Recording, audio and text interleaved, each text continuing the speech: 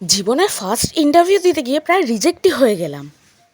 Good morning everyone. সকালে উঠে বিছানা ছেড়ে খেয়ে নিয়েছিলাম রুটি আর কালকে আলু এছাড়া তরকারি। দেন স্নান টান করে এসে দেখো আমি কি পরিমাণে ঘেমে গেছি। মানে এত গরম পড়েছে, স্নান করার পরে সঙ্গে সঙ্গে এসে ঘেমে গেছি। তো এখানে আমি রেডি হয়ে গেছি। আমি আর আমার একটা বান্ধবী যাবো ট্রেন্ডস মলে একটু ইন্টারভিউর জন্য, মানে কাজের জন্য। তো তার জন্যই টোটো করে বেরিয়ে গেছি। অ্যান্ড ওখানে গিয়ে কিছুক্ষণ বসে থাকার পর ইন্টারভিউ দিয়ে অনেক দুপুরে বেরিয়েছি। তো এসে খেয়ে নিয়েছি একটু ঝাল ঝাল পেয়ারা মাখা। দেন ট্রেনে করে বাড়ি চলে এসেছিলাম। অ্যান্ড বাড়ি এসে খেয়েছিলাম দুপুরে ভাত, মাছের তরকারি, শসা আর হচ্ছে পুঁই শাক ভাজা।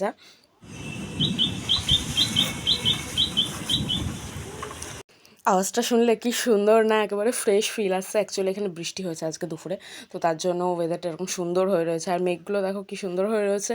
সন্ধ্যাবেলা বানিয়েছিলাম আলুর পকোড়া, যেটা হেভি খেতে হয়েছিল গাইস। এর রেসিপি আমি পরের ভিডিওতে শেয়ার করবো অবশ্যই।